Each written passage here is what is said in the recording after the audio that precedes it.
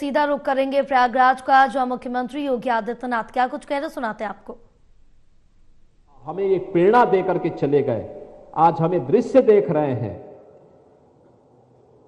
बहनों और भाइयों, यह दृश्य पूर्वजों के संकल्प से साकार होता है। लेकिन याद रखना, संकल्प को साकार करने के लिए धैर्य भी चाहिए, उस प्रकार का सत्संकल्प भी चाहिए। उतावलापन से ये सब सिद्धि नहीं होती है। सिद्धि के लिए हमें धैर्य आवश्यक है। सनातन धर्म एक विराट वट वृक्ष है। सनातन धर्म की तुलना किसी झाड़ी से नहीं हो सकती है, याद रखना।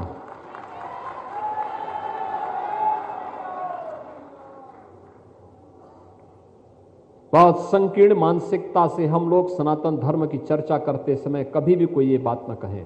याद रखना, सिख गुरुओं ने भी इस बात को कहा था। गुरु गोविंद सिंह जी महाराज ने कहा था, सकल जगत में खालसा पंथ गाजे, जगे धर्म हिंदू सकल भंड भाजे। गुरु गोविंद सिंह जी महाराज ने इसी धर्म के लिए अपने आप को बलिदान किया था। अपने चार पुत्रों को इस सनातन धर्म के लिए बलिदान किया था।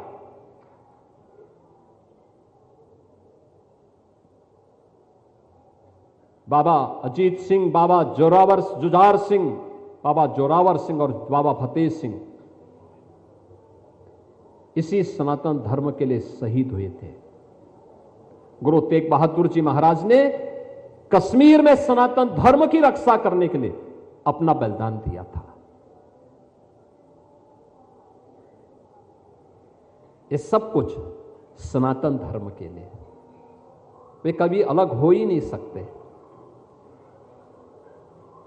जोड़ने की ताकत होनी चाहिए हम में, और ये संदेश कुंभ के माध्यम से जाना चाहिए। ये संदेश भारत के अंदर जन्मी हुई हर उपासना विधि के लिए इस कुंभ के माध्यम से जानना चाहिए। अच्छा कहा जगत गुरु रामानुजाचार्य पूज्य वासुदेवाचार्य जी महाराज ने, भगवान राम तो एकता के लिए कार्य करते रहे, परिणाम अपने आप आया। एकता का कार्य उन्होंने निषाद राज को भी इसी प्रयागराज में गले से लगाया था। उन्होंने जंगलों में जाकर के, दंडकारण्य में जाकर के ऋषि मुनियों को अभय प्रदान किया था। वहां के कोल को उन्होंने, भील को, वहां के वनवासी जातियों को अपने साथ जोड़ा था। और उसी दंडकारण्य के बाद जब वे आगे बढ़ते हैं तो सबरी को भी उन्होंने अपना सानिध्य प्रदान किया था। यह है सनातन धर्म की परंपरा। और कुंभ का संदेश वही होना चाहिए, एकता का संदेश जाना चाहिए पूरे देश के अंदर। याद रखना, लाखों की संख्या में पूज्य संतजन इस समय इस महाकुंभ नगर में हैं, लाखों की संख्या में, और हर एक मुंह से संदेश एकता का होना चाहिए।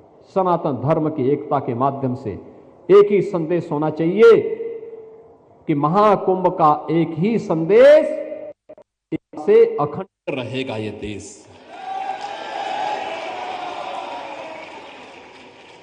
त्रिवेणी का संदेश, एकता से अखंड रहेगा ये देश, और अखंड रहेगा ये देश तो सनातन धर्म भी सुरक्षित है, भारत की हर उपासना विधि भी सुरक्षित है, पूज्य संत भी सुरक्षित हैं, और अयोध्या की तरह जो आपकी तमन्ना है वह तो सब साकार होना ही होना है।